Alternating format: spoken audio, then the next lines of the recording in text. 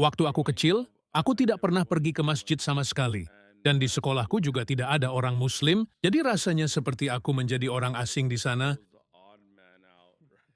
Ketika aku kecil, aku tinggal di sebuah daerah yang sering disebut sebagai daerah kumuh. Daerah kumuh, bagian terburuk dari San Diego, dengan segala keterbatasannya, tingkat kejahatan yang tinggi, dan angka pembunuhan yang mengkhawatirkan. Keluargaku adalah keluarga Muslim, alhamdulillah karena keimanan mereka. Namun saat aku tumbuh dewasa, jika ada yang bertanya apa arti kata hadis, aku tidak akan tahu jawabannya. Jika seseorang mengatakan tentang sunnah, aku juga tidak tahu apa artinya. Pemahaman saya tentang Islam sangatlah terbatas pada waktu itu. Kamu mempelajari Islam, kamu mengajarkan Islam, kamu menyebarkan Islam di California dan San Diego. Dan saya pikir sangat mudah bagi banyak orang untuk melihatmu dan berkata dia memang selalu seperti itu. Pasti dia seorang ulama atau orang tuanya seperti itu dan sebagainya dan seterusnya. Dia berasal dari keturunan yang sangat baik. Masya Allah, itulah sebabnya dia seperti itu. Dan saya tidak akan pernah bisa Alhamdulillah, menjadi kita seperti itu. selalu bersyukur kepada Allah Tetapi Subhanahu wa apakah Ta'ala kamu dalam segala seperti itu sejak keadaan. kecil? Namun sejujurnya, aku berharap aku bisa tumbuh dalam keluarga yang ayahnya seorang ulama, atau kakekku membawa tradisi itu dari ilmu pengetahuan. Tapi itu tidak terjadi. Kenyataannya, keluarga tempat aku dibesarkan sangatlah sekuler. Ketika aku kecil, aku tidak pernah ke masjid sama sekali. Ketika aku lebih muda, aku meninggalkan tempat kelahiranku. Aku lahir di Pakistan, tapi aku meninggalkannya ketika aku masih sangat kecil. Aku sempat tinggal di Inggris sebentar, jadi saat aku sampai di Amerika Serikat, usiaku sudah sekitar 8 atau 9 tahun. Jadi, dari pendidikan dasar hingga seterusnya, semuanya terjadi di Amerika Serikat. Tidak ada Muslim di sekolah, jadi rasanya seperti aku satu-satunya yang berbeda. Ketika aku besar, aku tinggal di tempat yang disebut sebagai kawasan kumuh. Kawasan kumuh, bagian terburuk dari San Diego, dengan tingkat kejahatan dan angka pembunuhan yang tinggi karena orang tuaku imigran, mereka tidak benar-benar memahami situasi itu. Banyak orang dari latar belakang yang bukan Muslim mengalami hal yang sama. Misalnya, banyak imigran dari Amerika Selatan datang ke sini, dari Amerika Tengah, dari Meksiko, mereka datang ke Amerika Serikat. Dan ketika mereka sampai di Amerika Serikat atau Kanada, mereka berpikir, kami telah berhasil, sekarang kita akan tinggal di tanah yang penuh dengan madu dan kekayaan yang dijanjikan, jalanan terbuat dari emas. Orang-orang akan menyambut kita dengan tangan terbuka. Ingin menjadi dokter? Ini ijazahnya. Namun kenyataannya tidak seperti itu. Setiap tempat punya daerah kumuh. Setiap kota punya kawasan miskin. Sekolah dasar, sekolah menengah, dan sekolah tinggi tempat aku belajar. Semuanya terbagi dengan segregasi rasial yang cukup jelas. Aku tidak tahu bagaimana di Kanada, tapi di Amerika atau setidaknya di California Selatan. Terutama di tahun 80-an dan 90-an suasananya sangat tegang. Ada orang Meksiko, Salvador, ataupun Guatemala, sebagainya dan sebagainya. Dan juga ada orang kulit putih, lalu ada orang kulit hitam, atau orang Amerika keturunan Afrika, yang jumlahnya sedikit di sekolah kita. Jadi ketika aku ke sekolah, kulitku terlalu gelap untuk diterima di kelompok orang kulit putih, tapi juga terlalu terang untuk diterima di kelompok orang kulit hitam, jadi aku berteman dengan orang-orang Meksiko. Sebagian besar masa kecilku dihabiskan bersama teman-teman dari komunitas Meksiko. Mereka semua adalah orang-orang yang beragama Kristen atau Katolik yang sangat taat. Aku tidak punya pengetahuan tentang Islam, meskipun aku menyebut diriku Muslim. Aku tidak mengatakan aku bukan seorang Muslim, tapi aku tidak punya ilmu tentang agama Islam. Aku tidak pernah pergi ke masjid. Aku tidak punya teman Muslim. Pada kenyataannya, di sekolah menengah dan sekolah tinggiku, hampir tidak ada orang Muslim. Aku satu-satunya Muslim di sana itu pun, jika ada. Semua orang tua teman-temanku yang beragama Kristen mengajak kami ke studi Alkitab. Mereka berharap dengan pergi ke gereja, kita bisa menjadi lebih baik dalam hidup dan perilaku. Wow, termasuk kamu? Aku hanya mengikuti saja. Ketika orang-orang melihat aku mengutip dari Alkitab, mereka pikir aku mempelajarinya untuk berdebat, padahal sebenarnya tidak. Kenyataannya, Alkitab yang aku miliki itu penuh dengan tanda dan catatan yang aku buat sendiri. Tentu saja, aku masih memperbaiki pemahamanku. Aku masih seorang pelajar yang terus belajar. Kebanyakan ketidakkonsistenan yang aku tunjukkan itu berasal dari studi Alkitabku sendiri saat remaja. Aku memasukkan tanda-tanda itu saat aku belajar melalui studi Alkitab bersama orang-orang Kristen. Sebagai remaja yang ingin tahu apakah ini adalah kebenaran, aku memiliki pikiran terbuka. Seperti yang aku katakan sebelumnya, keluargaku Muslim alhamdulillah atas keimanannya, tapi ketika aku dewasa, jika ada yang bertanya kepadaku apa arti kata hadis, aku tidak akan tahu. Jika seseorang bertanya kepadaku apa itu sunnah, aku juga tidak tahu artinya. Pemahaman Islamku sangat minim saat itu. Jadi ketika aku ikut studi Alkitab, aku belajar lebih banyak tentang Alkitab daripada tentang Al-Quran. Aku belajar bersama orang Kristen dan Katolik jauh lebih dalam dari pemahaman Islamku sendiri. Namun yang terjadi adalah aku terus membaca dan mempelajari Alkitab secara kritis. Sementara banyak teman-teman gangku duduk di program remaja gereja dengan cara mereka sendiri. Dan pemimpin pemuda gereja berusaha menjadi keren di mata kami. Itu sangat mengganggu, karena jika tidak keren lebih baik, jangan berpura-pura keren. Itu membuatku sangat jengkel. Dan dia bilang, "Bro, santai saja. Aku hanya tidak bisa diam saja." Lalu mereka membaca ayat-ayat, dan aku akan membaca ayat sebelumnya dan sesudahnya.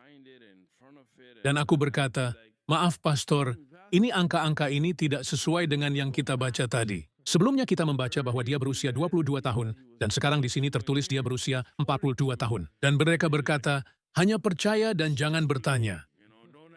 Itu misteri. Diam saja dan teruslah maju. Itu yang benar-benar membuatku kesal. Aku benar-benar membenci jawaban itu. Cuma percaya saja. Kita sebagai Muslim tidak pernah melakukan itu. Kami selalu bertanya. Dan kami tidak keberatan dengan pertanyaan, "Ini saudaramu, Utsman bin Farouk. Aku minta semua untuk mendukung para saudara yang menjalankan inisiatif hebat dalam kegiatan mereka. Kita harus berhenti mengeluh tentang kurangnya suara dan mulai bersuara lebih keras." Kita semua tahu itu, namun para saudara ini tampil ke depan dengan profesionalisme dan dengan level yang tinggi, dengan begitu banyak ide-ide bagus untuk merencanakan masa depan yang lebih baik. Kami ingin kalian semua mendukung karya baik yang mereka lakukan dan menjadi bagian dari solusi. Assalamualaikum warahmatullahi wabarakatuh. Mungkin kita tidak bisa memahami sepenuhnya sebagai manusia. Kita terbatas dalam pengetahuan. Aku tidak bilang kita tahu segalanya, tapi dalam Islam, kita selalu diajarkan untuk mencari ilmu. Kita diajarkan untuk mencari pengetahuan, untuk terus bertanya tentang segala sesuatu. Bagi yang berpikir, Al-Quran selalu berbicara tentang mereka yang menggunakan akalnya. Tetapi gereja selalu berkata, "Diam saja dan percaya." Dan aku tidak suka dengan itu. Jadi aku terus membaca dan mencari tahu sendiri. Aku sering memeriksa ulang dan menunjukkan kontradiksi yang aku temukan kepada para pastor, Mungkin dia dan membencimu. mereka melakukannya. Mereka mengusirku keluar. Aku sudah diusir dari begitu banyak gereja hingga rasanya tidak lucu lagi. Aku pergi ke gereja ini. Teman-temanku yang berasal dari keluarga Kristen dan Katolik tidak pernah menganggapnya serius. Mereka ke gereja hanya untuk berbicara dengan gadis-gadis atau melakukan hal-hal yang tidak seharusnya mereka lakukan, seperti merokok ganja yang ilegal waktu itu, atau hal lainnya. Saat itu kami semua remaja, berusia sekitar 14 atau 15 tahun, dan mencoba mencari tahu banyak hal. Aku bilang ke diriku sendiri, ini adalah kebenaran yang harus aku temukan. Bahkan jika itu tidak masuk akal bagi orang lain. Mereka mengatakan, kau tidak bisa masuk surga tanpa Yesus Kristus. Mereka bilang Yesus itu seperti meterai pada sebuah surat penting. Seperti taktik penjualan kecil-kecilan yang terasa begitu tidak berarti, semuanya tampak sangat dangkal, dan tak ada kedalaman yang nyata. Hanya kata-kata kosong yang dijual. Seperti meterai pada surat. Kau bisa mengirimnya tapi tidak akan sampai ke tujuannya. Bagaimana dengan orang-orang yang hidup sebelum Yesus? Mereka bilang mereka percaya pada firman. Firman yang mana? Serius, firman yang mana? Mereka jadi marah dan bilang, diam saja dan percaya. Yesus mati untuk dosa-dosamu. Itu semua tidak masuk akal bagiku. Aku masih ingat semua perdebatan itu. dengan banyak pastor dan mereka semua mengusirku karena pertanyaanku dianggap menantang. Jangan kembali lagi ke sini. Sementara yang jualan ganja di gereja tetap dibiarkan dan aku malah diusir karena bertanya, ini benar-benar tidak adil dan sangat mengecewakan. Aku merasa seperti itu sangat ironis. Ya, benar-benar ironis. Aku yang tumbuh di lingkungan yang keras dan penuh dengan kehidupan geng. Mencoba untuk pergi ke gereja dan memahami ajaran mereka dengan logika yang aku tahu. Aku berpikir, jika aku mencuri sebatang permen dari toko, haruskah seluruh keturunanku dihukum? Seperti Adam yang menurut cerita Kristen makan dari pohon yang terlarang, atau apapun itu, apakah apel atau buah terlarang lainnya? Aku merasa bersalah atas dosa itu, dan bertobatlah seperti Adam. Aku akan minta maaf kepada pemilik toko. Dan berkata kepada Tuhan, ini permen yang aku curi dan aku benar-benar menyesal. Dan meminta ampunan darinya. Tetapi menurut ajaran Kristen, aku dan seluruh keturunanku harus menanggung dosa itu selamanya. Dan jika tidak, mereka mengatakan, anak Tuhan yang tak berdosa itu harus disiksa untuk menebus dosa kita. Bagaimana itu masuk akal bagi mereka? Sehingga manusia lahir dalam keadaan dosa dan selalu menanggung kesalahan itu sangat tidak adil dan tidak logis. Jika seseorang melakukan kesalahan, maka dialah yang harus bertanggung jawab, bukan anak Kedengarannya cucunya. seperti Korea Utara. Bahkan lebih buruk dari itu, aku pikir bahkan di Korea Utara pun tidak mungkin menghukum keturunan dari keturunan yang bersalah. Namun, jika kita lahir dengan dosa, itu berarti seluruh umat manusia akan tetap terkurung selamanya. Dan kita akan menanggung kesalahan atas sesuatu yang tidak kita lakukan. Itu tidak masuk akal. Jadi itu tidak masuk akal bagi saya. Kemudian pemilik toko berkata, baiklah, tetapi jika kamu tidak ingin masuk penjara dan tidak ingin anak-anakmu masuk penjara, serta keturunanmu tidak akan masuk penjara, dan kamu tidak akan bertanggung jawab, tidak ada masalah. Saya punya anak yang luar biasa yang sempurna dalam segala hal, yang adalah diri saya sendiri. Sekali lagi, itu juga tidak masuk akal. Namun, bagaimanapun juga, ini adalah anak saya, siswa kelas 4, yang mendapatkan nilai tinggi dan tidak pernah melakukan kesalahan apapun. Dia mendengarkan orang tuanya dan makan sayuran, anak yang sempurna. Kamu dan teman-temanmu menyiksa dan membunuhnya. Maka kita akan impas. Bagaimana ini bisa masuk akal? Pengadilan mana? Kita percaya sebagai Muslim, dan saya harap sebagai Kristen dan Yahudi, serta orang-orang lain yang percaya kepada Tuhan, kita semua percaya bahwa Tuhan itu adil, bahwa Tuhan itu baik hati, dan Tuhan itu penyayang. Tapi setidaknya kita bisa mengatakan bahwa Dia adil.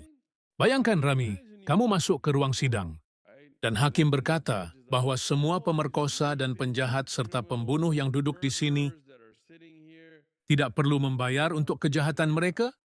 Semua itu akan diberikan kepada anak hakim yang sempurna, tidak pernah melakukan kesalahan apapun. Kita akan menyiksanya dan membunuhnya. Maka kamu akan bebas dan mendapatkan keselamatan. Dia mati untuk dosamu. Ini tidak masuk akal bagi saya. Jadi mereka mengusir saya. Pendeta itu berkata, keluar, ini adalah misteri. Itu selalu menjadi jawabannya. Ketika orang Kristen tidak punya jawaban, itu selalu seperti ini. Ini adalah misteri. Kamu tidak punya Roh Kudus, jadi kamu tidak bisa memahaminya. Baiklah, saya kira saya tidak akan memahaminya. Sangat konsisten. Sangat konsisten.